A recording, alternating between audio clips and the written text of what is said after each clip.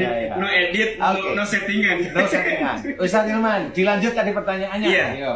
Jadi saya itu penasaran Ustadz. Kan Ustadz suka bilang begini, kalau ada seorang anak yang ditimpa musibah, itu biasanya karena dulu ada kesalahan orang tuanya. Gitu. Nah saya itu penasaran, kira-kira memang ada kaitannya nggak beberapa orang di sekitar kita? Contoh misalnya kalau ada seorang istri yang sakit, apakah memang karena salahnya dia? Iya. Atau boleh jadi ada dosa suaminya yang Allah kirimkan musibahnya ke istri itu gitu. Iya. Nah, kira-kira gimana tuh rasionya gitu? Rasionya ya. Rasionya. Logiknya gimana? Oke, saya jawab logik menurut syariat. Oke. Jadi gini. Iya. Harus sesuai syariat. Harus sesuai syariat. Jangan sesuai nafsu. Enggak, ini syariat nih. Jadi gini. Seorang istri sakit, punya suami. Iya. Ya. Istri sakit gara-garanya apa? Suaminya galak. Yang salah siapa? Suaminya. Suami. Oke. Saking galaknya namanya istri, takut juga sama suami. Oke. Tapi si istri ini bukan hanya suaminya yang galak, tapi istrinya juga sebenarnya emosional. Emosional. Cuma karena tidak keluar menghadapi suami dengan galaknya ini, akhirnya disimpan lah. Paham ya? Si istri sakit, tapi suaminya nggak sakit. Iya. Nah, kenapa? Padahal yang ngawalin kan Iya. suaminya. Oke, saya cerita. Banyak dari para yang paham agama ini belum paham tentang masalah ini. Sebenarnya kalau yang istrinya itu dia sakit dulu dari Allah Ta'ala disebabkan karena apa? Bisa aja istrinya ini imannya bagus. Oke. Karena imannya bagus, pada saat suaminya galak, dia nggak sadar kalau suaminya itu pengujinya. Padahal jelas dalam ayat, waja'alna ba'dakum libatin fitnatan atas biru. Jadi Allah menciptakan kamu ujian bagi yang lainnya. Apakah kamu sabar? Nah, iman yang bagus ini nggak tahu ayat itu. Sehingga diladenilah dengan marah, tapi diam. Oke. Satu, dia nggak bisa nerima. Kalau suaminya nggak tahu, dia ngeluarin aja marah. Satu salah. Tapi si istri, dia bisa dua salah. Yang satu, dia tidak nerima suaminya marah sama dia. Iya. Yang kedua adalah karena memang dia tidak sadar itu ujian bagi dia. Yang ketiga adalah imannya sebenarnya cukup lumayan tinggi daripada suaminya. Iya. Nah, iman yang cukup tinggi dari suaminya inilah akhirnya menjadikan istri disayangi oleh Allah Ta'ala dulu. Diberi sakit agar ngerti. Iya, iya, iya. Korelasinya insya Allah seperti itu. Jadi iman seseorang itu menentukan sakitnya juga. Tapi orang yang tidak sakit belum tentu imannya bagus. Yang tidak sakit belum tentu. Belum tentu. Iya, Ya belum karena tentu. khawatirnya kan kalau kita memahami yang sakit imannya nggak bagus, berarti yang sakit terus berarti imannya jelek kan gitu kan? Iya, Jadi tapi itu nggak pas, gitu. secara syariat insya Allah saya izinkan mengerti kenapa orang itu sakit terus. Saya bisa cerita nggak sakitnya apa? Ini, insya Allah dia kelakuannya ini. Jawab kalau memang mau jujur. Iya, saya begitu. Yang sakit ini karena kelakuannya ini, betul nggak? Iya, yang sakit ini kelakuannya ini. Iya, nah kan kelakuannya salah semua akhirnya. Oke. Jadi kalau dari tipikal sakit itu sebenarnya sudah Jadi ketahuan. Ustadz kalau ada orang pihak lain itu bukan tidak secara langsung ya, dia hanya jadi wasilahnya aja. Iya. Contoh gini, kalau ada orang yang muji kita, sebenarnya itu pahala ujian kesabaran bagi kita kan? Kalau lulus, saya tambahin lagi, jangan langsung, dapat Dapat ujian pahala. kita, dapat pahala, loh dari mana? Kalau nggak lulus ya, Ujian sebenarnya. iya. Itu kalau lulus, karena selama ini teman-teman dakwah itu selalu bercerita, lo ujian itu untuk meningkatkan keimanan, iman kita mau ditingkatkan oleh Allah Ta'ala. Sebelah mana? Tahu saya hadisnya, tapi harus dijelaskan kalau lulus. Dan ketika kapan bisa begitu ya? Iya harus seperti itu. Kalau lulus, kalau kamu dengan ujian gitu nggak lulus, ya nggak ditingkatin. Ya ujian itu besok akan diberikan lagi oleh Allah Ta'ala. Saya mah dulu nggak lulus matematika, besok tahun depan ya ujiannya matematika itu lagi. Kan gitu yang paling gampang analogi. Iya, iya. Kalau lulus, Kalau lulus. Soalnya diulang nggak? Kadang soalnya sama aja belum tentu lulus. Jadi kesimpulannya Ustaz sedikit ya. Iya. Berarti ya boleh jadi kita terkena sakit, musibah ya karena ada ulah kita udah pasti itu mah ya. Iya, benar. Sama ada orang-orang mungkin di sekitar kita yang kita juga punya salah sama dia gitu ya. Itu bisa kalau kita sudah mulai agak jauh membacanya, itu seperti itu. Contoh, seorang wanita. Ya. Dulu dia itu sama orang tuanya bandel, membantah. Biasanya Allah itu sudah menceritakan, Allah itu memberikan jodoh itu sekufu. Dia dapat suami, Ya, itu suami yang ngeyel juga ke depan. Itu sekufu beneran. Nah, di titik ini orang nggak tahu, dipikir itu dia sudah bener aja dapat suami ya bener, ini bener. Nah nanti suatu ketika benturan ini bisa ada yang ngeleremin kalau salah satu atau dua-duanya belajar tentang tauhid. Ya. Tapi kalau nggak belajar dianggap mainan, hidup itu kayak mainan, ya sudah ini bisa pisah. Ya. Nah kenapa pisah? Itu sama. Jadi kalau dia sampai pisah, saya bisa bertanya, kamu belum pernah minta maaf ya sama orang tuamu sejak dulu? Baru dia jawab, iya Ustaz. Loh, nah itu yang tadi Ustaz ceritakan. Iya, itu bisa dari situ. Karena orang itu kalau menjalankan kehidupan sehari-hari itu, salah itu kayak dianggap bukan salah. Kalau dia itu elelan sama orang tuanya udah dianggap dia itu pinter. Iya ya saya tahu memang dia lulusan luar negeri, dia lulusan universitas bagus. Tapi pinter itu bukan dari lulusan itu. Pinter itu dia menjalankan syariat agama dengan benar, itu pinter kalau saya. Dia dengan orang tua, walaupun orang tuanya salah, dia nggak komen dia. Kecuali ditanyain, aku salah ya, baru dia cerita. Umi, misalnya tadi di sini mohon maaf ya Umi, mohon maaf jika saya kata-kata saya salah. Orang tua digituin kan seneng. Kalau orang tua itu seneng, anakku kok begini. Ini orang tua itu apa yang dikerjakan anaknya itu dengan baik-baik.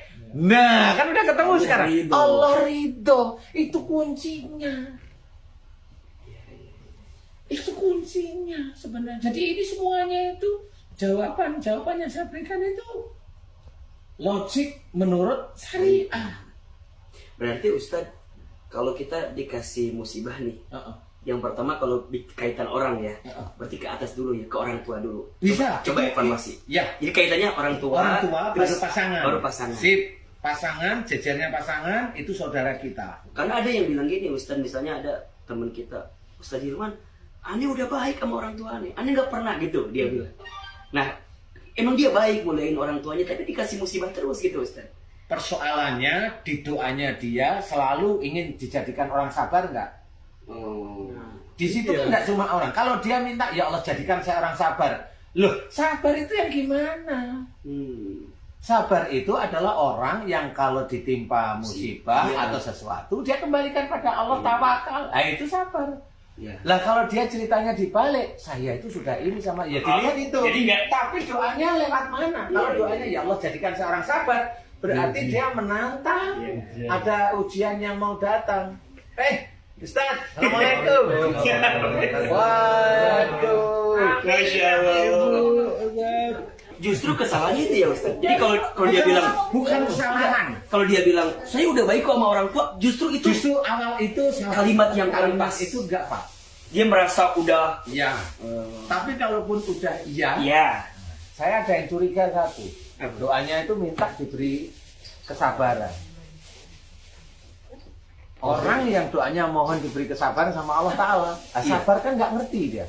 Sabar itu nilai dari soal yang harus dia kerjakan. Sabar itu nilainya 10 mutlak. Itu tinggi lah ya. Nah, ya kan gitu. Iya. Dari nilai, dari ujian yang harus dia kerjakan. Dan ada ujian, ada yang dia kerjakan. Berarti kalau dia ingin menjadi orang yang sabar, berarti dia harus mengerjakan ujiannya. Nah, sebenarnya ini kenapa ini saya ajak mikir ke arah sana, biasanya orang itu seperti itu. Jadi dia minta nilainya 10 tapi ujiannya belum datang. Paham sekarang? Berarti kalau dia minta diberikan kesabaran, dia harus siap juga. Jika siap ujiannya itu maksud saya. Nah, pada saat ujian itu dapat, dia lupa bahwa dia minta nilai 10. Lah kan harus dapat tesnya. Iya. Dia dikasih tes, dibaca kok berat ya lah. Agak cocok dengan Kan keinginan. kamu yang minta. Kamu yang minta sabar. Tapi kan sebenarnya itu diajarkan Ustaz bahwa kita minta kesabaran. Boleh. Tapi kita harus siap juga. Nah, yang dengan tidak diciptakan ujiannya. itu harus siap. Iya. Kalau saya takut. Saya takut. Sabar itu menurut saya nilai. Sehingga di titik-titik tertentu, contoh, saya berdoa malah mohon diberi kemudahan.